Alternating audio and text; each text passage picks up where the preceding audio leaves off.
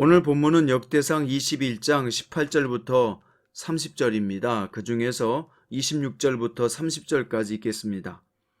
다윗이 거기서 여호와를 위하여 제단을 쌓고 번제와 화목제를 드려 여호와께 아뢰었더니 여호와께서 하늘에서부터 번제단 위에 불을 내려 응답하시고 여호와께서 천사를 명령하심에 그가 칼을 칼집에 꽂았더라.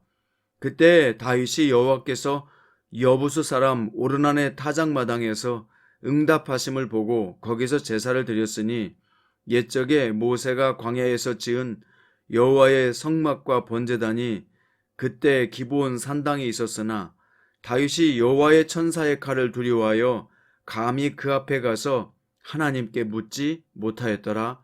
아멘. 오늘 말씀의 제목은 진정한 회개는 삶의 변화를 낳는다 입니다. 먼저 본문에서 다윗은 여호와의 천사가 이른 대로 오르난의 타작마당에서 여호와께 제단을 쌓았습니다. 여기서 중요한 점은 다윗이 이전에 한 백성의 땅을 마땅히 자기 것으로 여기지 않았다는 것입니다. 그는 우리아 사건을 통해서 하나님 앞에 큰 범죄를 했고 다시 이제 그 죄를 짓지 않는 것을 보게 됩니다. 여기서 다윗은 상당한 값을 치르고 그 땅을 합법적으로 구매했습니다. 여기서 보여주는 것처럼 진정한 회개가 무엇일까요? 바로 합당한 대가가 있어야 된다는 것이죠. 마음과 삶을 모두 돌이킬 뿐만 아니라 상당한 값을 치러야 된다는 것입니다. 다시 말하면 회개에 대한 합당한 열매를 맺는 것, 그것까지가 진짜 회개인 것입니다. 다윗은 이렇게 회개에 대한 강한 의지를 표현했습니다. 하나님께서 다윗을 기쁘게 여기시고 훗날 오르난의 타작마당에서 하나님의 성전이 세워지게 됩니다. 여기서 말하고 있는 것처럼 진정한 회개가 있는 자리에서 온전한 회복이 임할 수 있습니다. 나의 삶에서 예배 회복을 위해서 세워지고 변화되어야 될 것이 무엇이라고 생각합니까? 하나님 앞에서 진정한 예배를 위해서 내가 바꾸고 준비할 것이 무엇인지 한번 생각해 보시고 실행해 보시기 바랍니다. 자, 이어서 다윗은 오르난에게서 금 600세겔을 주고 터를 구매했습니다. 이것은 얼마나 큰 돈이냐면 100년 동안 일하고 한 푼도 쓰지 않아야 모을 수 있는 엄청난 돈입니다. 다윗이 막대한 금액을 지불하고 그 터를 산 것은 돈보다 하나님을 만나는 것이 중요했기 때문입니다. 하나님을 만나려면 땅의 것보다 하나님의 질서를 먼저 생각해야 합니다. 왕임을 내세워 백성의 물건을 빼앗는 아합과 이세벨이나 남의 아내를 빼앗았던 다윗의 과거는 이 땅의 재물과 자기 정욕을 위해 하나님의 질서를 버린 모습을 보여주고 있습니다. 하지만 이제 다윗은 변화되었습니다. 예전처럼 그렇게 살지 않기를 원했던 것입니다. 그래서 엄청난 대가를 지불하고 오르난의 타작마당을 구입한 것이죠. 하나님이 주신 재물과 지위로 성도는 하나님의 질서를 세우고 그 자리에 하나님의 나라가 임하도록 해야 합니다. 하나님이 나에게 주신 달란트와 재물이 있잖아요. 그것을 내가 어떻게 사용하고 있는지, 또 어떻게 사용해야 되는지 한번 점검해 보시기 바랍니다. 하나님의 나라가 세워지도록 노력해야 될 나의 삶의 터전과 습관은 무엇일까요? 신방설교 110에 나와 있는 내용을 읽어드리겠습니다. 미국의 하워드 휴스는 젊은 시절 할리우드에서 영화 제작자로 성공을 거둔 후 휴스 항공사를 설립하고 TWA 항공사와 ABC 방송사도 운영하던 세계적인 부자였습니다. 한마디로 세상 부러울 것이 없는 사람이었습니다. 그런데 그는 생애 마지막 10년을 누구보다 외롭고 고독하게 지냈습니다. 누군가 자신을 해칠까봐 불안해했고 음식에 누가 독을 넣었을까봐 마음대로 먹지도 못했습니다. 많은 재산이 그를 불행하게 만들었던 것입니다. 반면 또 다른 부자 록펠러 1세는 미국 최고의 대규모 석유회사를 설립해 재벌이 된 사람입니다.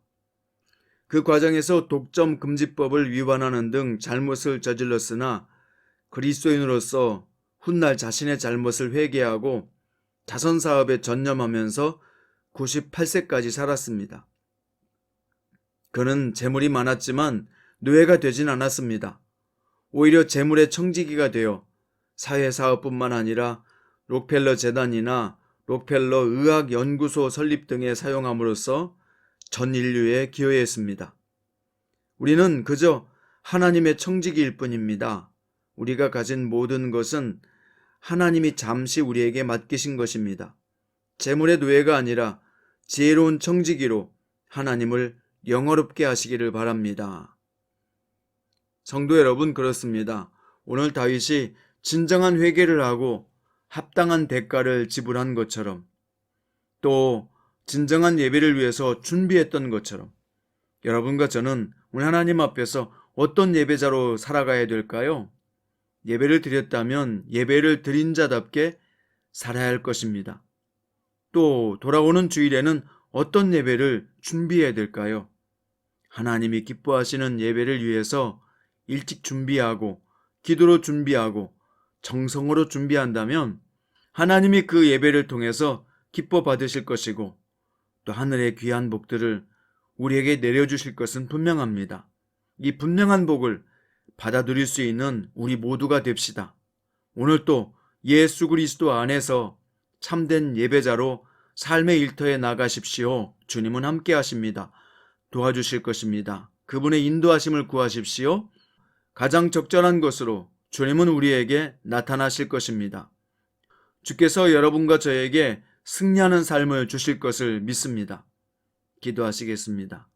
오늘 주님 감사합니다. 오늘 다윗의 변화된 모습을 보면서 우리도 우리의 삶의 변화를 꾀하고자 합니다. 특별히 하나님 앞에 준비된 예배를 드리는 저희가 되게 해 주옵시고 오늘 또 예배자로 하루를 살게 해 주옵소서. 우리는 예수를 믿는 그리스도인들입니다. 그러므로 주님의 자녀답게 이 땅을 살아갈 때 주인이 아니라 청지기로 살아가게 하옵시고 우리의 모든 것을 통해서 하나님의 영광과 생명의 빛인 예수님이 드러나게 하여 주옵소서. 예수님의 이름으로 기도드립니다. 오늘은 찬송가 284장 1절과 3절을 통해서 주님을 영화롭게 하겠습니다. 오랫동안 모든 죄 가운데 빠져 입니다. 오랫동안 모든 죄 가운데 빠져 더럽기가 한량 없던 우리들 아무 공로 없이 구원함을 얻어 하나님의 자녀 지금 되었네. 주의 그 사랑 한량 없도다. 찬송할지어다 예수의 공로. 주의 그 사랑 한량 없도다.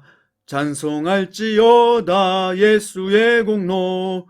죄의 깊은 잠과 뜬 세상의 꿈을 어서 깨어나라 나의 친구여. 은혜 받을 날과 구원 얻을 때가 지금 온 세상에 선포되었네. 주의 그 사랑 한량 없도다. 찬송할지어다 예수의 공로. 주의 그 사랑 한량 없도다. 찬송할지어다 예수의 공로.